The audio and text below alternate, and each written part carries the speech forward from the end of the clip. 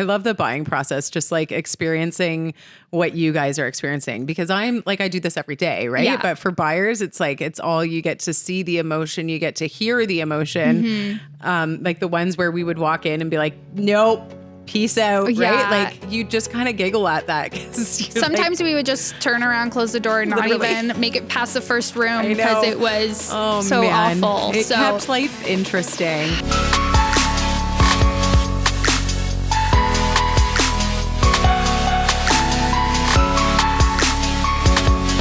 Hey guys, it's Rachel and welcome back to the Smart Move podcast, a place where we give you the most valuable resources and tools to become an informed buyer, seller, or investor. This month, I am so excited to welcome our guest, past buyer, Mackenzie, and she is here to answer all of your important questions, I think, about the buying process. So welcome, Mackenzie. Thank you. Thanks for coming. Yeah, I'm no so happy problem. you're here. It's been a few months actually since we went through the process. So it's really cool. And what I like about you is you kind of have a buying and selling story. I do want to focus a little bit more on the buying process because I think that's where this episode, these people will get the most out of that. But yeah, I guess, who are you? Why are you here? How do you know? No, Yeah. Get into it. my name's Mackenzie Hulzebosch. I am married to Isaac Teschke. This September we'll be married for 2 years, and we had bought a house upon marriage in Cambridge. And I unfortunately, however you want to look at it, got relocated to downtown Toronto. And was commuting about 2.5 hours one way. So wild. And then my husband actually ended up taking a job in Hamilton. So was also commuting about an hour each way.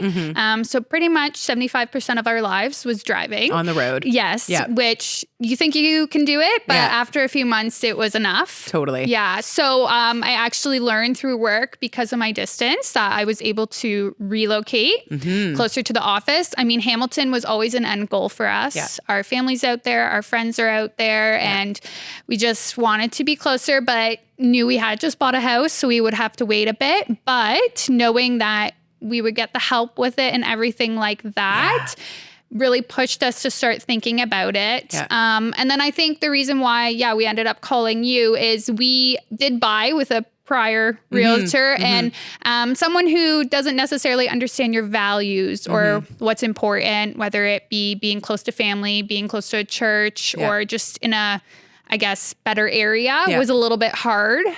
So knowing that you would understand where we were coming from and like what was really important to us is what drew us to you. Oh, thanks. As well as, I have lots of family and friends who have also bought with you. So True. I know. It's that whole referral thing, right? Which is great. And a lot of, I think a lot of what I do is referral now, but that's what I love to do, right? Because, even for me, I love working with people with similar values and I mean, I'll work with whatever, but like you just, there are people I will say no to in a process because I know it's just not gonna work, right? So having that similar mindset, you're getting that from your referral clients, right? So I think that's neat. You touched on some really cool things I want to talk about, like the referral, but then also the relocation process. So that was an interesting one. Yes.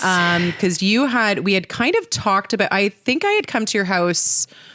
Oh, when was this? I think it was in September of 2023. Of 23. Yeah. And that was before you had just started talking about the relocation process. Yeah. And it was like, that was kind of interesting. So maybe can you touch on some things like what, and I'll help you with that too. Like what was different from a relocation versus the last time that you guys purchased? Yeah. I mean, everything we did, even hiring you and talking to you, had to go through them.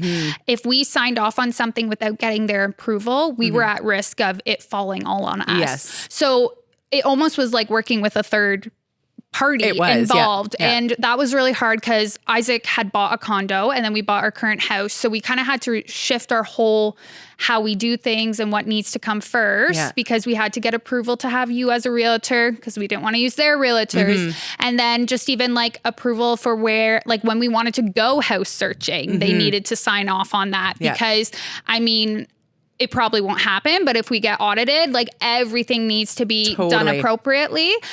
So that was hard because it already is a stressful time, and they do a million relocations. So for RCMP, everything. So they're not the quickest at replying. Yeah. So it would have to be like, okay, let me ask them and then I'll get back to you in 5 days. So it did draw out the process a little bit. But I mean, financially and also mentally though, without it, we wouldn't have been able to do it. So, and I, what you had said too about them approving me even. So, and that's something, for buyers, like if you are going through the relocation process, it was a pretty exhaustive list of realtors too. That they want you to work with, but because of Mackenzie and Isaac's situation and knowing me, knowing they wanted to work with me already, they were able to bring my name forward. So there are options around the relocation that you can say, listen, actually, I do want to use this person because I trust them.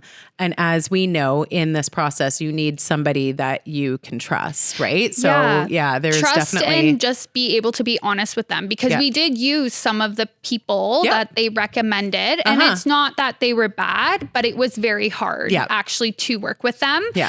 Because it's like you're meeting a new person as you're trying to do this very big thing. And unfortunately, a lot of these people, at least in my case, who were on the referral list, take a very low cut. Yes. So it's a lot of like retired or a part-time thing. So you sometimes, unfortunately, don't get their full attention. They don't care as much. Yeah. And we did notice that with a couple of things, and it was really hard. But there is, if we were to go our own route with everything, we would have to pay whatever they wouldn't want to pay. And that was not able to happen, unfortunately. Yeah, not with them. No, totally.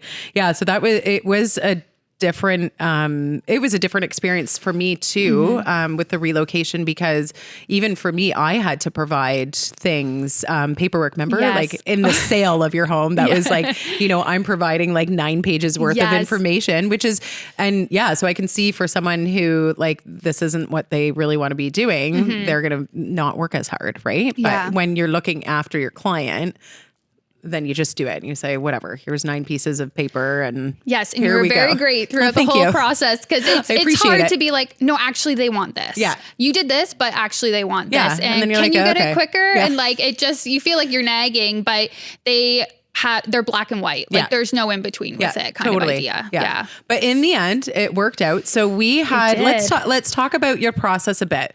We had looked at quite a few homes. I don't remember how many. I lost track. Yeah, me too.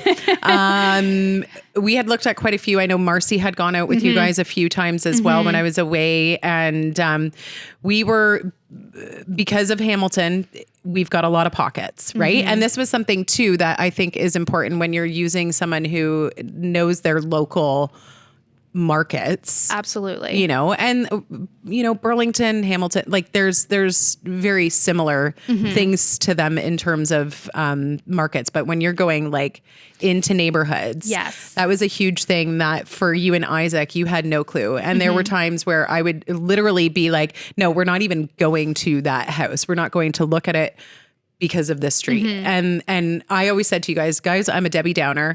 I'm actually not. I'm You're honest. That's what it is. I'm very honest. You gotta change the phrase. Right? And exactly. For me, it's just that I don't want to waste your time. Number one, I don't care about my time, whatever. But I don't want to waste your time in bringing you to something that I know and it's not even about loving. It's just, I know the neighborhood and it's just not conducive for what you were looking for. Yeah. Right. So we looked at some doozies. Yes. And I mean, I did appreciate that too, because I feel like I don't necessarily have a frame of reference in terms of safety, as awful as that sounds, just with the clientele that I work with. Yeah, so, I kind of have been put in bad situations and I can make the most of it. And so I think Isaac really appreciated that coming from like small area of Kitchener. Yeah, but, exactly. And the parts I had lived in Hamilton prior were very nice. Exactly. Right? So it was really helpful. You definitely do have a different mindset that way. You're like, whatever. Yeah. So I deal with these people every day. Exactly.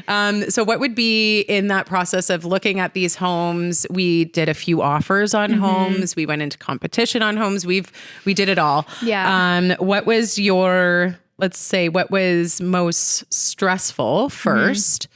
And then we'll talk about like, what was your favorite part of that process? So least favorite and favorite of that whole buying process. I think the least favorite for us was showings, like going to see the homes. Yeah, not going to see the homes, but trying to schedule it around our work. And then because we were further away. Yeah. And then unfortunately, a lot of homes in Hamilton were rented. Yeah. And I mean, I understand it. We are home at night too. And then the tenants didn't necessarily want to. So I feel like a couple homes that we were really interested in, we actually never got to go in because the tenants were just being so firm.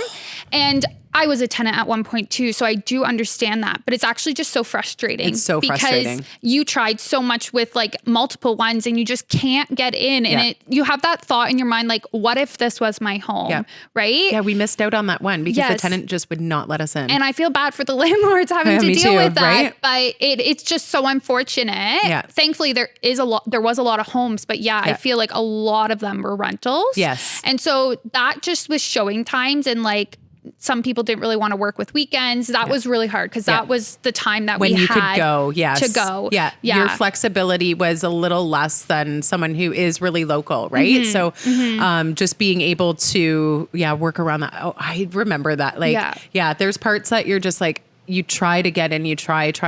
And whether it's agents that aren't responsive, and we've had that before. But sometimes you work with these tenanted properties and you're like, sorry, guys. Yeah. It is what it is. It is what it is. And then you look at it and you think, okay, it all works out for a reason. Yes, but, absolutely. Okay. So least favorite. Yeah, I could see that. And what was your favorite part of the process other than hanging out with me? I think the biggest thing was knowing what was going to be there. Yeah. Like knowing when we were in the neighborhood, getting excited and knowing that we are going to be that much closer. And we were in a place where we were really happy because Cambridge was brand new for both of us. Right. We moved there with no friends, no family nearby us. Closest one was like a 40-minute drive. Yeah. And that was really hard. Yeah. And closer to the end, we were getting used to it, but we still didn't really feel like it was our home. And I feel like when we were starting to look in Hamilton, we were like, oh, we can actually walk here or we can bike here. And just like starting to see what the potential could be was really exciting. Yeah. And I think having a bit of familiarity for you, like you said, you had lived in Hamilton, rented before and whatever before you got married, right? So I think having a bit of that and just seeing what you can do with the place. And now you guys are in a lovely little home. Yes. Let's talk about that. So we kind of we knew we had a time frame in place. Yeah. We obviously needed to sell your home and then purchase whatever. So it ended up kind of working out. Yeah. We looked at a few, and then what had happened, which was really cool, is we went to go look at one property. Yeah. And the other place for some reason, it didn't come up on our search. Why was that? I had it on. So I had looked at it like when we first were looking October, November, but there were so many other ones that like didn't need as much work that it was like very low. Yeah. Like if we run out of places, we'll go see it. And I feel like when December kind of came around, because people were on Christmas holidays and stuff like that, is when we started, you said it yourself, you're going to start to see a little bit less. Yeah. So I think that's when we were kind of like, okay, maybe we should start looking at some of these homes that do require a bit more work. Yeah. Yeah. And that's why I think we had just like ignored that one. So we were looking at your neighbor's house. Yes. Now neighbor's house. Yeah. Looked at that. We're like, X-nay on this. Saw the one next door. Thankfully, it was vacant. Yeah. We ended up getting in like within 5 minutes, which was awesome. Yeah. Loved it. Did an offer. Went into competition. Yes. Again, every time. And it was frustrating because the few houses we lost out on before was because we hadn't sold our house. Correct. So going into it thinking, okay, all we're going to ask for is a home inspection. Yeah. I think we were both, and seeing how long it had been on the market, we were both very much so like, this is ours. Yeah. We had a lot of things going on in our life at that moment and we just were ready. So when you're like, there's one other offer, and I think it came in like an hour before. Literally it did. And our hearts just kind of sunk because we just kind of thought like, we're not going to get it. I know. Like, happens every time. Oh, yes. Yeah. Every time. Yeah.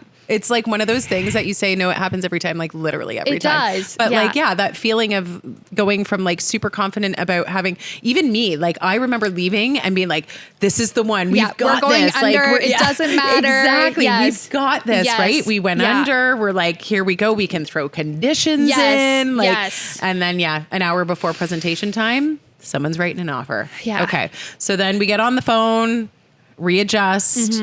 We readjust our price, kept in our inspection, which I'm so happy about. Oh, so happy. And that was what was great about that market still at the time, is we were able to throw in inspections. And we ended up getting the house. Yes. Yay. Yay. Yes. Did our home inspection. Found some fun stuff. Yeah, a lot of knob and tube. Lots of knob and tube. But they were really great with it. They were. And I mean, like, they did kind of disclose it from the beginning. They did, to a point.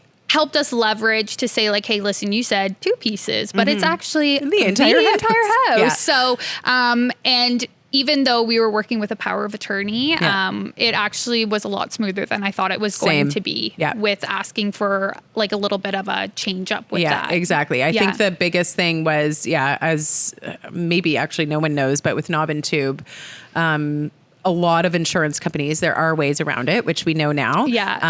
Or now. But a lot of insurance companies won't insure your property. So now, and this is what I had told Mackenzie and Isaac when we found all of this extra knob and tube, that, okay, there are actually some insurance companies that will give you kind of leeways and whatever. So we had things set. So then it was time to say to the broker, who had this listed, say like, listen, you're going to have to disclose now an entire home, which is going to cost you this. Yeah. We ended up getting some quotes. Yeah. And then we negotiated like 18,000. 18,000 off. And I think at first we said 20 and then they're like, no, only $2,000. And we were kind of like, that won't even do part of it. Yeah, and exactly. I remember them saying too, they told us about the knob and tube because somebody had walked away in October because of it. So then I think when we said, no, absolutely not, 2,000 is not enough. I wonder if they're kind of like, okay, we just want I think they just wanted to end it. Not a lot of people want to tackle it. Because No. actually when we bought our house in Cambridge,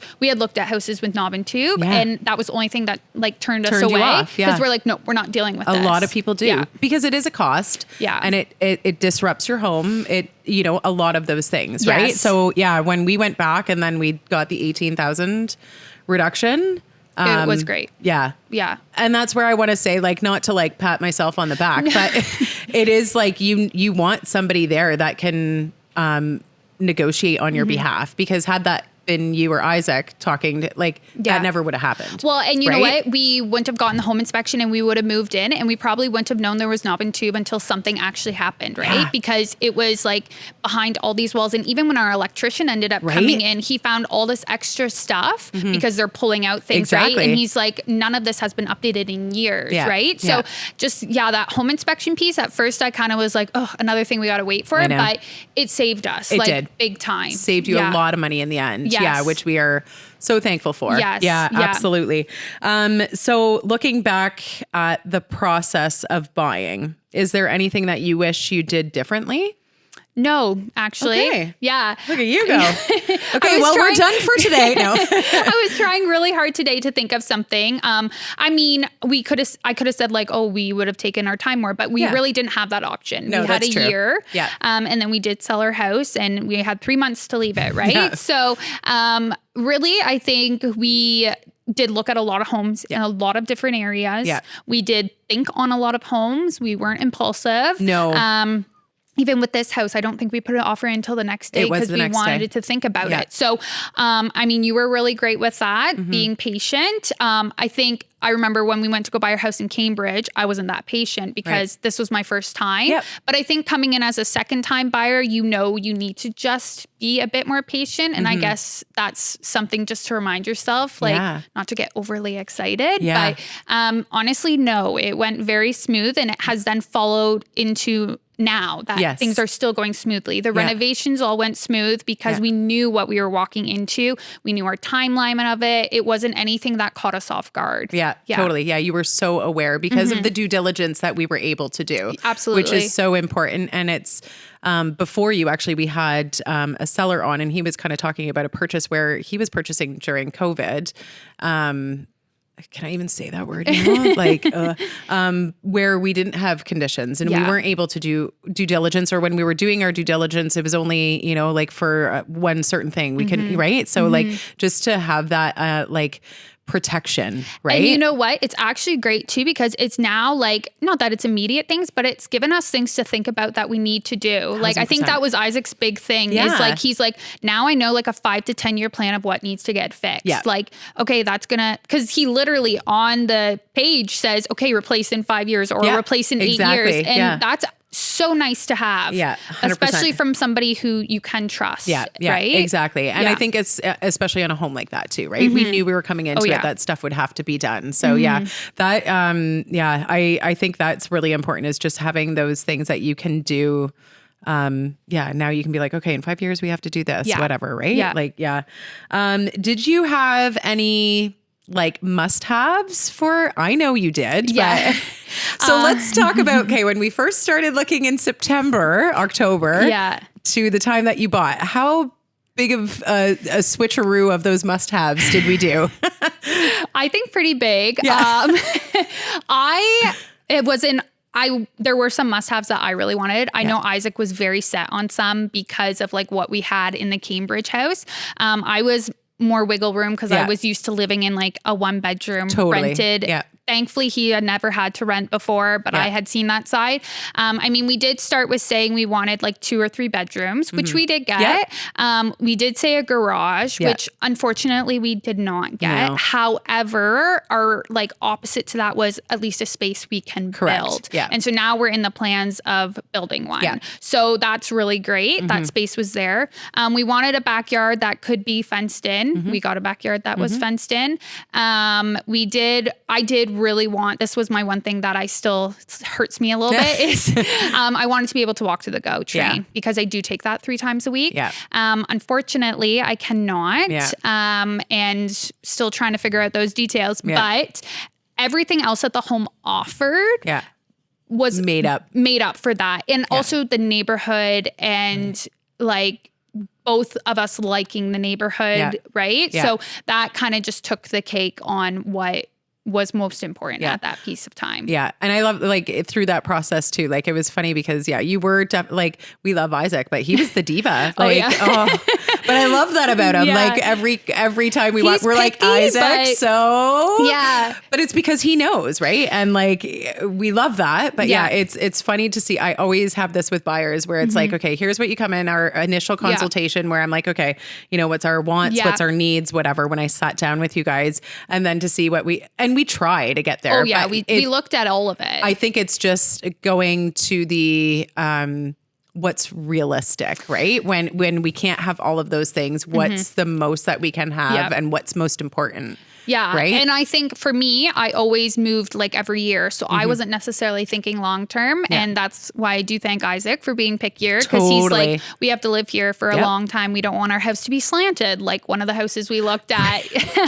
But no, for sure. And I think also coming from Cambridge, Kitchener area, Hamilton is different types of homes. Totally. Yeah. And so we had to kind of reshift our mindset with that too. That 100%. Actually not a lot of homes have basements. I know. Or basements you can stand in. Basements. Yeah. For us tall Dutchies. Yes, well, exactly. I'm one of the short ones. Yes. But it is. And that's the thing, right? Like you have to, I think, being like open-minded. Absolutely. Right? And you guys were amazing. I love all of my people, but you guys were actually amazing buyers in that sense that you really got it. You were like, yeah, okay, this isn't going to work. And then even when it came to the house that we liked with the home inspection, you were just very flexible in some of those things to just make it a smooth process, which is always nice for us. I mean, we let them leave all their furniture. Literally. That was a lot to deal with. That was a big one. I think that was maybe what secured it. We're like, let's go. Oh my goodness. How much did you end up keeping? Like one piece. But I had a lot of family who wanted it. Okay, perfect. So they came and loaded up their vehicles. That's amazing. Yeah. That's perfect. Yeah. There you go. Yeah, literally their house was fully furnished still with... very interesting old things. There were some cute things. Merry pictures around. Yeah. Oh, I love it. Okay, we do kind of have to start wrapping it up, but what is something that you would tell a first-time buyer or I guess in your case, you were a second time buyer, to help them prepare for the home purchase? Yeah. I mean, I was guilty of it the first and the second time. Is like, don't fall in love with the house over the pictures you see on the internet. And we would like pick what we wanted to look at based off of those pictures, thinking like, well, this is what we're going off of. And then I would say 3 out of 4 times, it was not at all what the pictures said. Or there was missing pieces. Like the one house we looked at and we realized they were splitting the property apart and going to build a house beside it. I remember that one. And they didn't put anything about that in the listing. But the first time we bought houses, we did that too. Yeah. And so just going in with an open mind of, I don't actually think this will be my dream house. Totally. It looks good online, but like, let's see what it is in person. Because that bummed us out like quite a bit. We would walk away from like seeing 5 houses and we're like, we don't like any of them. We hate them all. But we thought 2 of those could have been our dream house. Yeah, because of the photos. Which like puts stress on yourself, on your marriage, on whatever situation you're in, because you get angry and frustrated. And it kind of makes you not want to look again. Yeah. Right? Yeah, so exactly. Just being like, okay, yeah, this house has like what I want. Let's go see it in person. Yeah. But and don't take the photos never. As is. I say that they're deceiving every time. I mean, as we're sitting in Ground to Air's lovely studio space, but they know how, like people, photographers, that's what they do. They make the home look great for photos, right? Yeah. And we love that as our selling, like for listing. Sure. When we listed your house, we were like, like, show all the things. Make our bedrooms look cute. Exactly. Right. But yeah, no, that is a great source of advice. I think that is huge. Don't go in like they are deceiving, but then have that open mind again. And I think something to take from that too is like, for me, I know those homes that were in my head, I'm thinking, no, they're not going to like it. Right. Whatever. Where if you, like, you just have to go see it. Like, it's never for me. And I always say this to my buyers too. It's never a waste of time because you have to see it. You have to feel it. Sure. You've got to know that it's like the right one. So for you guys to just go in and see it. And sometimes we didn't even make it to the second floor. It's true. But it actually makes you not have this what if in your head. Exactly. Right? You can move on to the next thing. And that's probably like, I mean, everyone you said, you were right. So that just shows you should trust your realtor. Guys. But it just makes you feel like, okay, next one. Yeah. This one's off my list. Yeah. And it makes it fun for me too. Like some of those ones. And it's an adventure. I love both processes, but I love the buying process, just like experiencing what you guys are experiencing, because I'm like, I do this every day. Right. Yeah. But for buyers, it's like, it's all, you get to see the emotion, you get to hear the emotion. Like the ones where we would walk in and be like, nope. Peace out, right? Like you just kind of giggle at that because sometimes we would just turn around, close the door, and not even make it past the first room because it was so awful. It kept life interesting. It did. But now we're in a lovely home. You guys are doing awesome renos. Yes. Beautiful, like from what I'm seeing. Yeah. And what do we have on the docket for like this summer for the home? Yeah. So our backyard, I'm sure it was beautiful at one point in time, but it's 90% gardens. Yeah. And I'm not a gardener, as well as the lady who moved out actually was 100. And so for the last few years, she wasn't able to maintain it. So we're actually going to rip it out and just do a vegetable garden. I like it. And then, in terms of the garage that we didn't get, we are planning on building a shed, a bigger one, so Isaac can put his motorcycle in it. But those are kind of the 2 biggest things. And then honestly, like the home was in immaculate condition. It really was. Now that we've done the 2 other things we really wanted to do, we're pretty much set, which is actually very nice. It is so nice. Yeah. Yeah. You can live now and just enjoy. Yes. Yeah. I love it. Yeah. Yay. And you love it. Yes, we do love That's it. What we're very I like happy. To hear. Yeah. It's so great. There keeps every day we find something new, or like when we're driving around or being able to walk around, that it's just like, this was the right decision. I mean, we've only lived there for 3 months and we feel more at home than I think we did in our house in Cambridge for a year. That's crazy. Yeah. Aw, that makes me so happy. Yay. Way to go, team. Yeah, no, honestly. All thanks to you guys. Yeah. Thanks. Well, you don't need to I mean, I'll take it, but okay. So on that note, we always end our podcast with like 2 very random questions, just, so the audience can get to know you. So,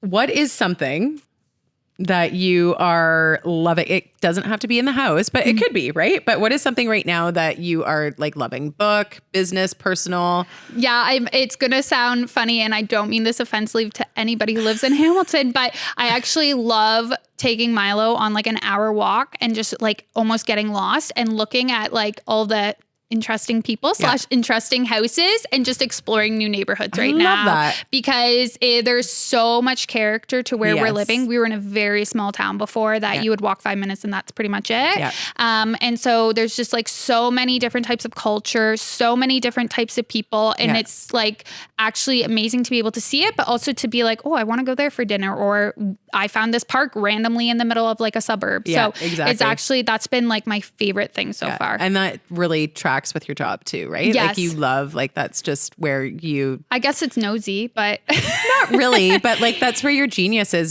to help, is to help people that are like in maybe a little less situations, right? Ideal situations. Yeah, exactly, right? Yeah. I like that. That's a good love. Okay, our final question. If you could have dinner with somebody, dead or alive, who would it be and why? Oh boy. I know. That's a hard one. Our last one was wild. Oh no, I probably won't match it. Dead or alive. Probably Shania Twain. Oh, yeah. Yes, girl. Yeah. Really? Yeah. I love her music. I didn't get to go see her in concert last year because first off, it was ridiculously expensive and the seats sold out. But like growing up, that we always listened to her. Yeah. She was my mom's first concert that she ever went to. Like my whole family, extended family. And I feel like every time a song comes on, it just like stirs happiness. Totally. And so just love like Shania. Great memories around it and just like, that nostalgic feeling. And I feel like she would have so much to say. She truly would, right? Have you ever seen her in concert? No. I saw her like years ago when she was playing at, I think it was still called like Cobb's Coliseum. I think that's how. Yes. I mean, I'm a lot older than you. But, it was Cobb's Coliseum when I was around. Yeah, exactly. So, that is a great answer. Yeah. I love Shania. Yeah. I'm going to listen to her on the way home. Honestly. It's a great call. I love it. Thank you so much for being here, Mackenzie. Like this was, I feel like I could sit here and talk to you all day just because you're a lovely person. But what you have given, I think, to our buyers going into this process has been like just a wealth of knowledge you are. So thank you so much for taking the time out of your day. Yeah. Again, guys, you can follow me at the Smart Move podcast. If you want my work account, it's at Rachel in Real Estate. You can follow Mackenzie too, but I'm not that interesting. I think she has a private account. And stay tuned for next month.